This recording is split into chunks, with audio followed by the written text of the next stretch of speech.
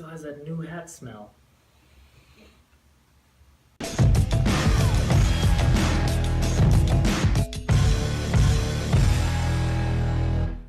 What's up, everybody? Welcome to another episode of Fox On. Today, we're just going to get right to it. I'm not going to waste any time with introductions or anything like that, so let's do this. I was thinking throughout this week, I wish I had a little more time because I kind of missed the boat on the audit discussion, but fortunately that subject's kind of been beat to death anyway, and basically any observation on it is purely speculative anyway, because I don't really know what's going on, but that's all I have to say about that, I guess. So let's move on. But last night, the Runnin' Utes played, believe it or not, a Division I Pac-12 school in basketball last night, but you probably wouldn't guess it if you were just checking the score.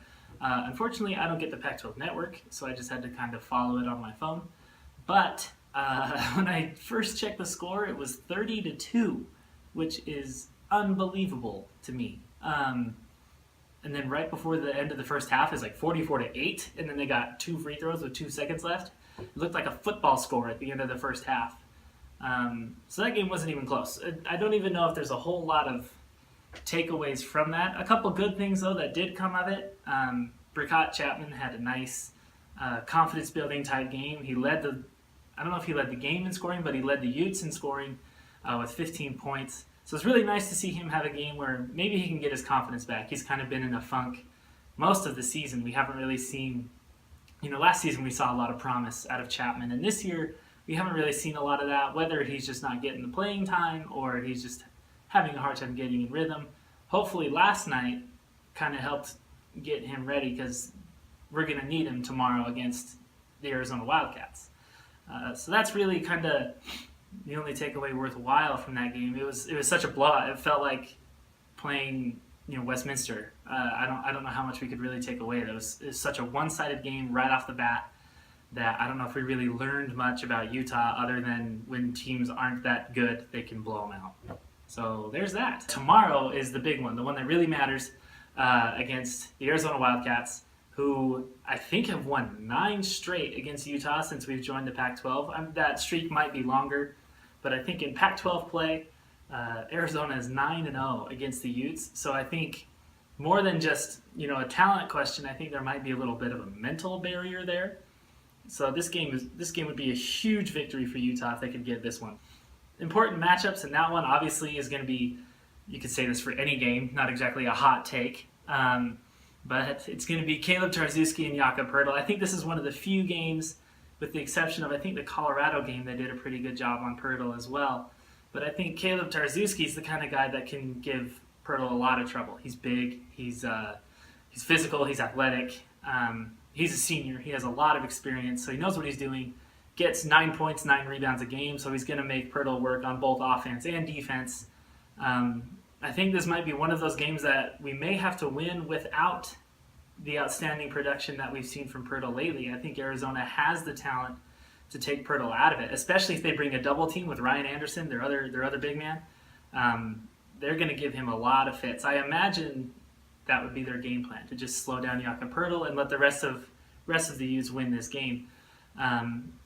And I think that's probably what we should expect. I really do think Arizona has the talent and the athletic ability to take Poeltl out of this game, so to speak. So I don't know. I'm not expecting a 2010 game from Jakob Poeltl at all. I think they're going to key in on him, and we're going to have to find other ways to win. And that's going to come from, our guard play. It's going to be Jordan Lovett is going to have to step up in a big way. Hopefully his hot shooting that he had against Arizona State continues against Arizona. But our bench is what's going to have to step up. Arizona, their starters can score a lot, but they don't really get a whole lot of production elsewhere. So we're going to need our bench guys to come in, and they're not just to try and hang in, but we're going to need real contributions, which is why I was so excited to see Chapman play so well last night, because I'm hoping that when he comes in against Arizona, that confidence is going to kind of keep rolling, and he's going to be able to contribute and to carry some of that scoring load for the bench and provide a spark off the bench, because we're going to need it against a team like Arizona, where not only do they have the talent to win this game, but they've kind of had a mental edge over us for the last few years. But maybe it's just because I wear the red goggles too. But I think Utah's going to win this game. I think this is finally the year. I think we're peaking at the right time. Arizona's coming off a tough loss at Colorado, whatever. Our rival, the Buffaloes. They're coming off of that loss, which means, maybe they'll play angry or whatever. But if nothing else, it showed that this is a team that's beatable on the road. And so I think this is really a good chance for us to finally get over the Wildcat hump in Pac-12 basketball. I would say, though, if we do win, please don't rush the court. If the Muss is watching this, which I doubt you are, please don't rush the court. First of all, it's kind of a high drop from where the Muss sits to the court, so kind of dangerous, so be careful. But I don't think this is a rush the court worthy win. It'd be a big win, but this is not the year to be rushing the court. I think if you're a ranked team, you shouldn't. And Utah, especially in football, is kind of famous for storming the field, and I wish we weren't, because I think we do it too much. But if anybody in the powers that be who could slow that down, please make sure nobody rushes the court if we win this game. And I say that because ultimately I think we will. I think not by a whole lot. I think I don't want to predict a score because I don't know if it's going to be a knockdown, drag-out defense battle or a high-powered offense battle. I think that could go either way. But I think Utah's going to win by 6. I don't know why I feel good about the number 6. I think that's what Utah's going to win by. I don't know. What do you think?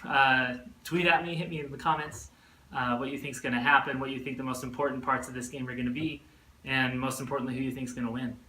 After that, we play our rival. They roll into us. I almost said we go to Colorado. That's not true. Colorado comes to us as our last home game of the regular season. So that's going to be senior night. Austin Eastman, is he a senior? I don't even know, to be perfectly honest. I should probably know that. But I feel like he should be at this point. It feels like he's been here forever. Come see our seniors off against Colorado.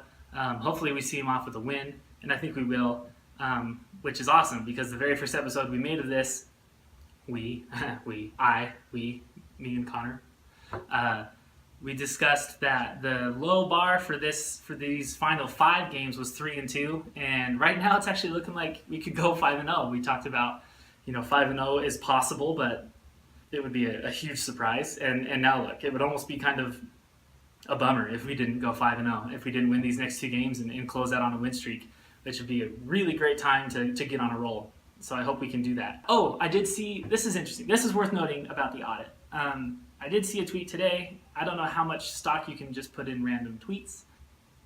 I don't know his real name. That's kind of sad. msargent88 is his Twitter handle, was saying that at the end of the audit, Utah and BYU are going to play all their contracts out and then just not renew them. So if that's true, that's pretty interesting. It sounded like he meant as in all sports, not just football and basketball. Well, I guess there is no more basketball contract, which I think would be pretty interesting. A complete severance of that rivalry. But what would you think about that? As a Utah fan, or if for some reason you're a BYU fan watching this, how would you feel about Utah just completely cutting ties? Tweet at me at @FoxOnABox_, or just leave a comment right here and let me know. Thanks for joining me again on Fox On. Now Fox Off.